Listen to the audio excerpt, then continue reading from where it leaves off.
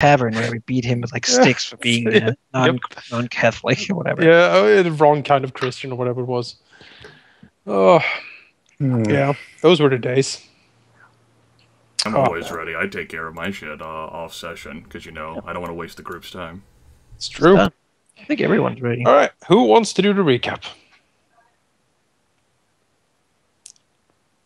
All right, then Tina wants to do the recap. No. Oh yes, she does. What? Oh. Sure. So last time, I don't remember what we started doing last time. Murder mystery, I believe. Yep. We did? Okay. Well, we were in the city, and Acolyte has been murdered by one of the Agaris altars, and on the altar was in blood written disgrace towards Agaris. Then we all called everyone in to get this murder mystery solved. And with the help of NPCs, we got the murder mystery solved.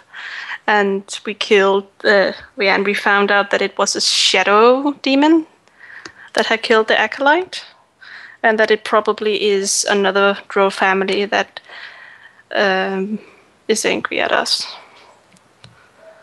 And we got the shadow demon killed. And then we went back to the... What's it called? The Earth's Wound. The Earth Wound. And what did we do there? We Trek through the jungle. Yeah. Oh yeah, we went through the jungle and we met this very nice dinosaur. That was blue. And invisible. And invisible. And it had a ring on, so probably it was married. We killed it. Leneri turned into an undead. Sin got the ring. And that's it. Now Sin can get married. Yeah, now Sin can get married. To his... Tristan did give him a ring. No, Tristan didn't take it. No, the bloody raptor did. Yeah. The raptor. Zin is now married to the bloody raptor skeleton. Yes. It's a very awkward marriage at times. The honeymoon was quite brutal. Sin got boned, literally. It was so I didn't bloody. want to go there, but You know, you did. yeah. This could be a story for another time. Expert at picking off the low-hanging fruit when it comes Yes. to making funnies. Well, look for the upcoming erotic novel featuring Sin and the Dragon on Honeymoon. Bloody raptor. Bloody Honeymoon, it's called, yeah. And then the gecko got jealous and decided to come along. Yeah, it's like a whole, drama. It's great. You should probably read it. Click here to order the Amazon. Yeah, click this annotation too. $14.99. Yes. All right. Let's get started. Yes. So you are basically at camp at night after the fight against the Blue Ghost. Elinari probably has gone off a little bit. And is sort of enjoying herself immensely. Yeah. I see another card game. Yeah, Tristan and Raina playing cards. Still not sleeping. Dark chanting can be heard from the forest. Sort of weird, ominous lights. That's distant screams. nothing new when it comes to Elinari. It kind of got old at this point. We want something new. And during the night, the sun appears over her. That would be scare us. Well, it's just night in the morning. Wait, what are we doing? This should be day, right? Probably. I mean, to travel. Yeah, we're at night. Yeah, I mean, we that's why agreed we're traveling at night and then napping during day. So I guess this is sort of at dawn. yeah, it's it's fairly strange for you probably to be down here when that infernal light orb, suddenly appears up there way away in the crack and then cavern roof, and it's certainly just glaring down at everything. And probably to you guys, it really feels like you're staring into like hell itself or something. It's just baking down. Can I hold my shield above my head as like a shield from, or to shield myself from the sun? Yeah, it is quite quite unnerving to be in the direct sunlight. That's for sure for you. Are we all dazed because of this? Dazzled. Yeah, with that. But you don't need to apply it unless we're actually going to get into the fight or something. I mean, we've been doing it for the last few days in this. Our eyes hurt. I would have hoped with the heavy, jungle coverage above us, along with the slanting of the cavern, it wouldn't actually directly peer down here for that long. A and B. I mean, it doesn't. I mean, it's not blaring down at you straight in your face for very long, but it does at times. It's just more refracted light than what we're used to. Yeah. Whatever. Unpleasant. All right. Well, night passes. You rest up, and Day passes. Yeah, a day passes. You rest up, and you can all take an extended rest if you want to do that. Sure. And where off to next for the group? I would suggest we just keep on heading straight north, because why wouldn't we?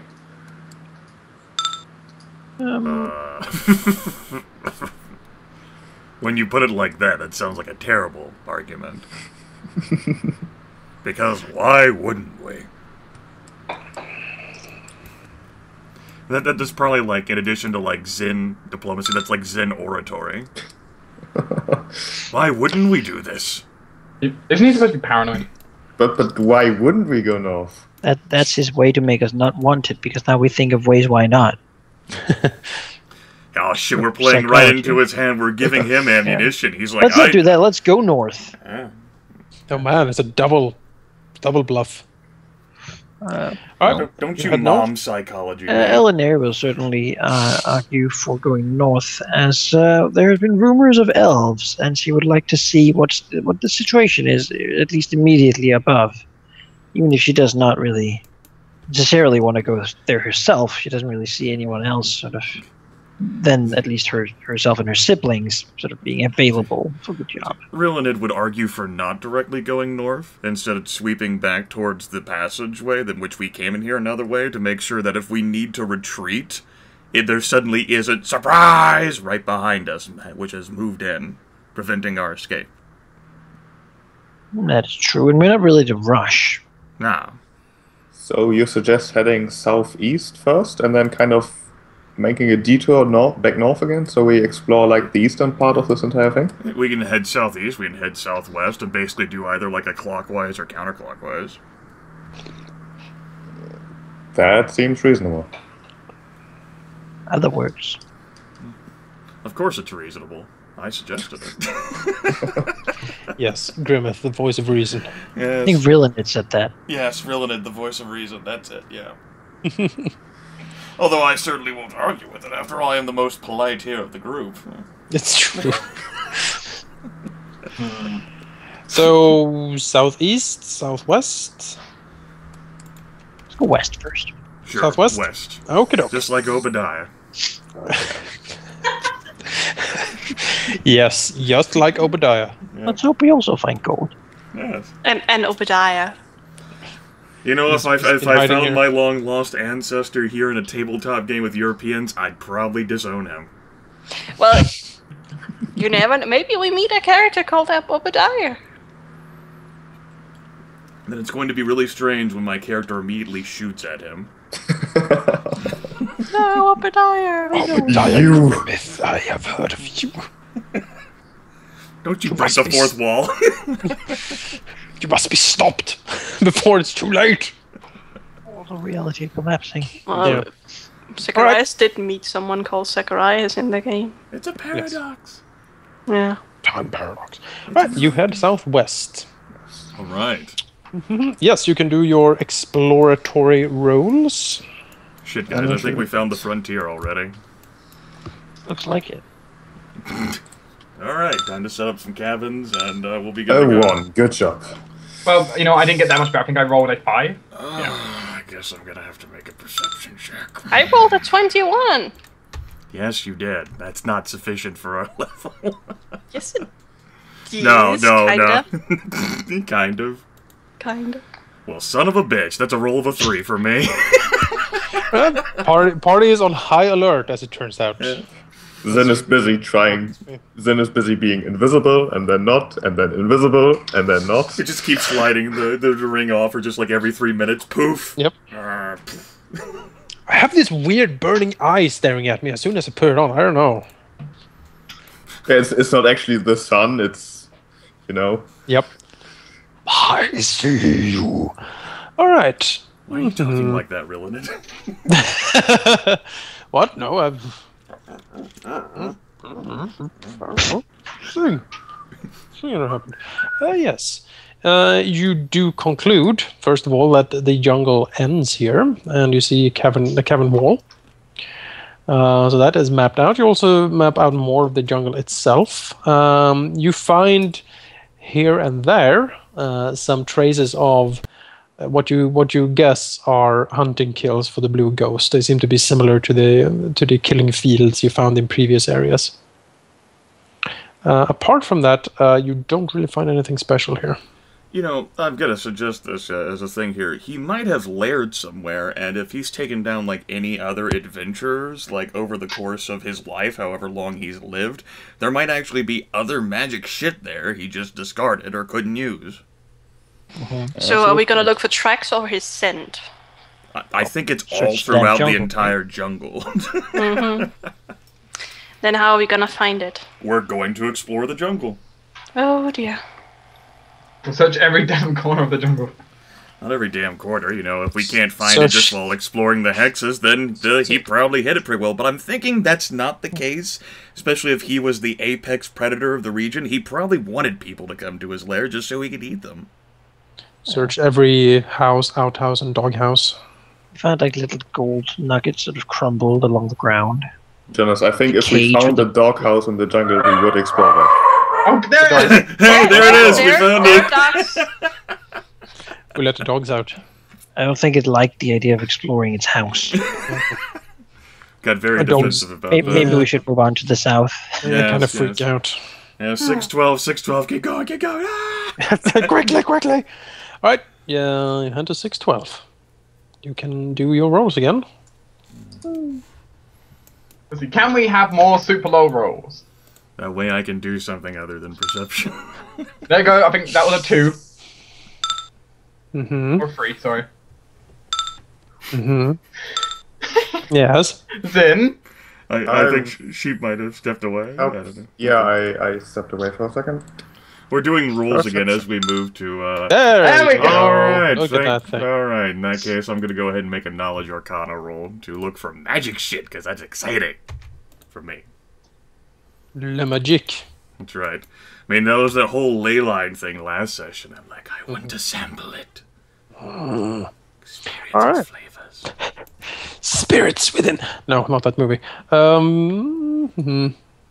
Let me take a look here. My little thing I have. My little thing. MyLittleThing.com. Don't go there. I thought it was like a Don't go there. children's storybook, My Little Thing. Could be. Come with me to the world of make-believe.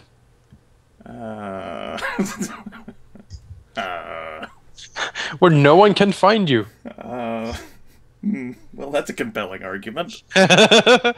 You're safe here forever because you've escaped into fantasy. Is there Alright. candy involved? Yes. Yeah! All right. You poke around. You do your charting. Some better than others.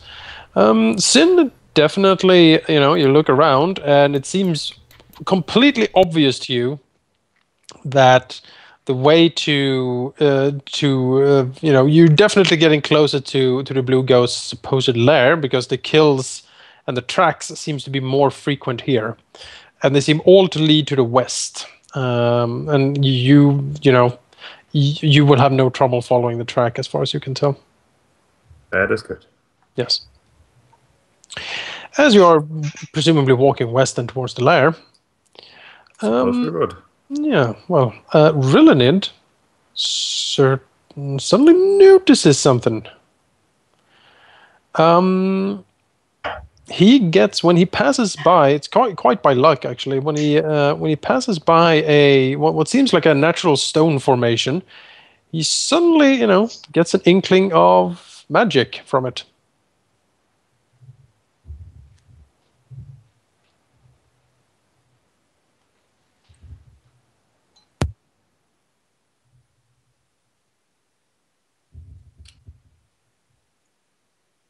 He doesn't care. Completely shocking. Or that. Magic stones? Normal. Maybe it's shrooms and now he's high.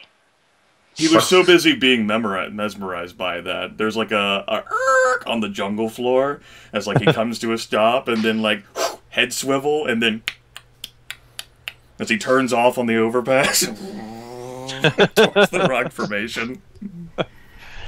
Yes. Well, as it comes closer, yes, the rock formation certainly seems to radiate magic. Now, why would a rock formation radiate magic? Upon closer inspection, it seems to be emitting a minor transmutation aura. Minor transmutation aura. There any sort of like magical boulder creature which emits transmutation as it's polymorphing into something? Not that you know of, top of your head at least. There wasn't that in a dwarven storybook written somewhere?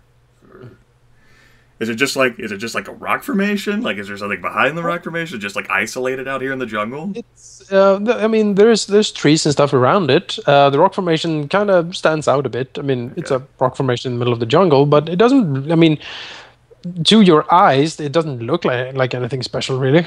Okay. Detect magic cones sweep around the area, reveal like the rock formation is it. Yes. Okay, gonna have to get the rest of the party. Elinary is gonna have to take a closer look at this, maybe. She can fucking solve the problem, because I have no idea what the hell it'd be. Gotta go swerve off and find the rest of the family as Zen leads them to their death. 3-point turn. Sort of about to step into the mouth of like a huge flower thing. Yeah. Yeah, well, the rest of the party is brought in front of the rock formation. It looks like a rock formation. Have you tried shooting it? No.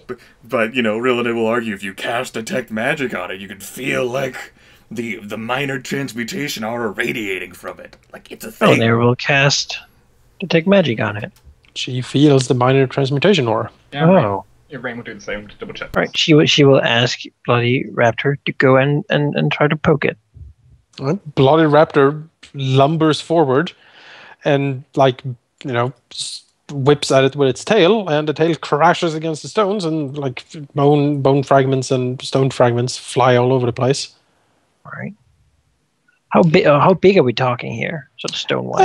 It's a fairly big rock formation. It's like a huge boulder with a pretty, an assortment of small boulders around it. It's, if it was hollowed out, a gnome could live in it. Oh. So All can right. Is there a gnome living in it? You don't, not that you see. Elinary will say that if given 10 minutes, she can take a look inside. All right, yeah, sure. Or we can just ask, Tashius to fly in there. I bet there's candy in there. Like We don't even know if there's like a hole at it. While Elinary's fixing her spells, Rillanid will just give it the good stink eye. Just... I mean, he can get in there too, right? It's rock. I don't go through rocks. Right. Well, Elinary will prepare. I think it's called Stone Shape. Mm-hmm. Oh, you're gonna Stone Shape. I was gonna say you like stone mail or like pass through stone or something. Yeah, there's one way I Rock to become one mud. with a boulder. Oh, okay. Like when she like merges through and like pass through. Yeah, I can merge through. Basically, I select the body of rock, and I can move through it easily and become rock myself. That's my new music album, Body of Rock. Well, Wish I could find it in this list. Well, that's taking place. Take the full I 2 said 10 minutes. minutes. Yep. Take the full 2 minutes required, 5 times over. Pouring over this rock. His formation, you're like, why is it raiding into my transportation area? Are there gnomes living in there? Is there a hole? Rillinid, when he pours this over very precisely as he usually does, he suddenly finds underneath a bit of moss a rune that glows very faintly. He recognizes the rune of the city of Teresia. Does the rune have any meaning then? Is it just like a sigil for like a drow city, basically? It seems to be a symbol for the drow city. You do notice that it seems to be a little bit erased, as if it could be pressed.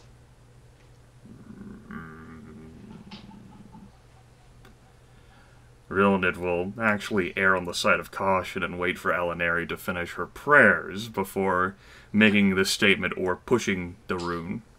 All right. A couple of more minutes pass then, and Alinari has finished the prayers.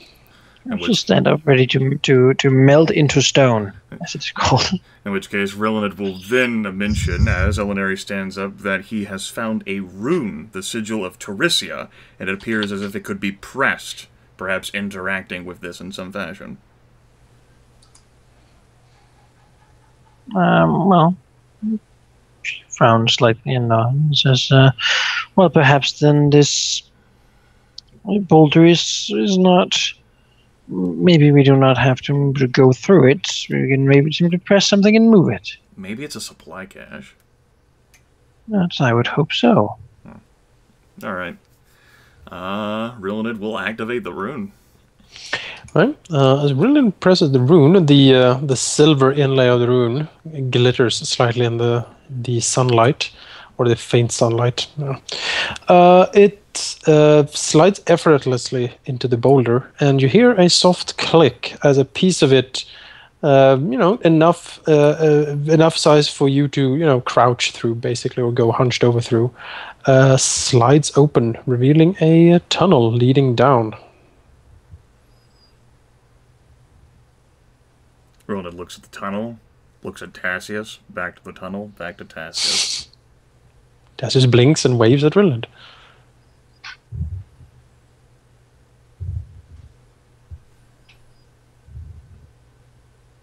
I don't actually have anything else. Down and looks at the tunnel. Doesn't seem to go very far. How broad is it? It's We'd broad have to enough. crouch through. Right.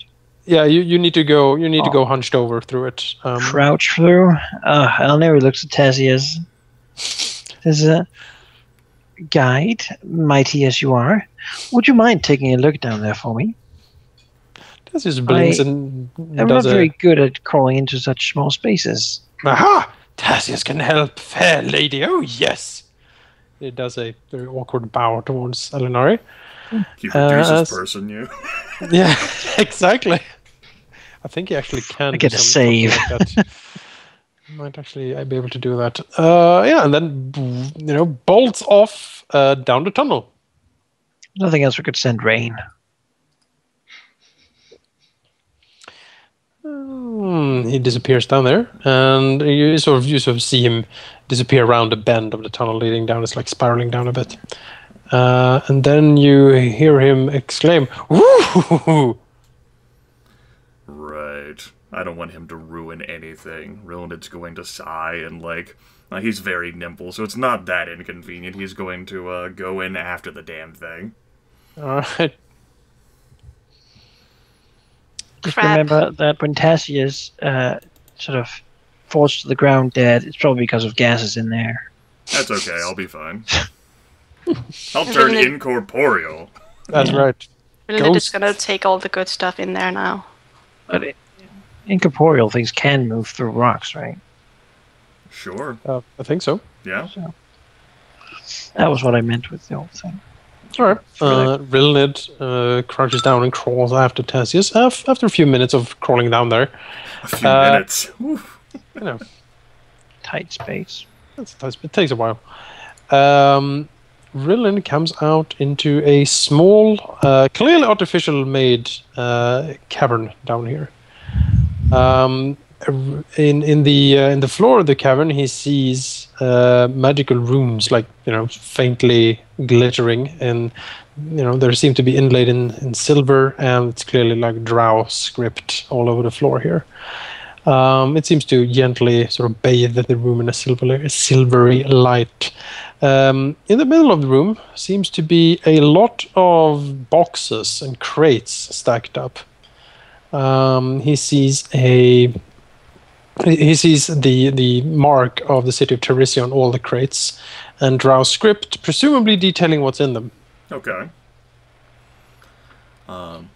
My first main question is actually, is there any sort of access point through which, like, all of these crates and goods either pass through several minutes through the tunnel being hauled by slaves, or there's another room that presses and then suddenly, like, a cavern face opens and...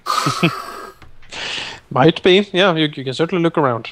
Yeah, probably will look Ordinary, not really caring to wait too much. And now that she has a spell, will cast Melt into Stone on the cabin floor and sort of begin moving through the rock down the stairway. That goes pretty quick.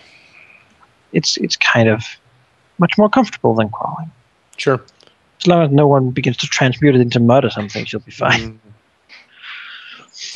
Okay, I thought prepared. Yeah, as Rillen starts looking around, Eleanor sort of melts through the wall. Well, more like her sort of a stony face of her sticks out of the side of the wall and sort of looks around. Sure. She sees what he just described, and she sees Rillen poking around. Well, she'll move about looking from herself. She can kind of look from other angles, looking from the wall instead of from the room. Sure. She can find it. Even if there's something in the wall, she should be able to find it. Well, as you slowly but surely poke around this little cavern, it seems like the small winding tunnel is the only way in. Does she appear to be no other mechanisms? No. Alright. Well, that mine, that's manageable. Worst case, we get Rae'nkalar in here. Rillenid will then, I suppose, take a look at the crates for what Teresia might have considered valuable enough to store here at some point. Or what's noble, basically, however many years ago that might have been. Exactly. Looking over this, it seems to be, there is fine Drow script on most of these things. It seems to be belonging to the same Drow noble house actually that worshipped shacks, as we spoke about last session. Okay. You do know that they are traders and such. They seem to contain, as you read through them, it seems to contain a lot of iron rations. Basically, what seems to be military supplies. There is enough here when it comes to iron rations to feed 100 men for a couple of days. You also find a special labeled crate that says potions on it, and you find another crate that says poison on it. Okay. Don't mix them up. Right. How does identifying potions work in Pathfinder? I think it's just an Arcana check. I think it might be spellcraft, but I'll double check that. Oh, it might be spellcraft. Alright. I don't have any interest in identifying the poisons. That's not my theme. Let's hope there are labels on them. You can certainly crack open the box and take a look. Sure. Yep. Well, as you peer down in the poison cache, it seems to be 12 doses of Drow sleep poison, each packaged in small black vials, like silver inlays. They all have some sort of Drow mark on them. You guess it's probably the alchemist who brewed it. Right. Ordinary doesn't know anything about alchemy at all. But do you think Zen would appreciate these? Nothing else? Sure. Yes, he would. For the potions, Let's see here. Make an Arcana check. Related dice. That should be enough. Okay, 1 Arcana check coming right up. Let's lore master this. Yes. Well,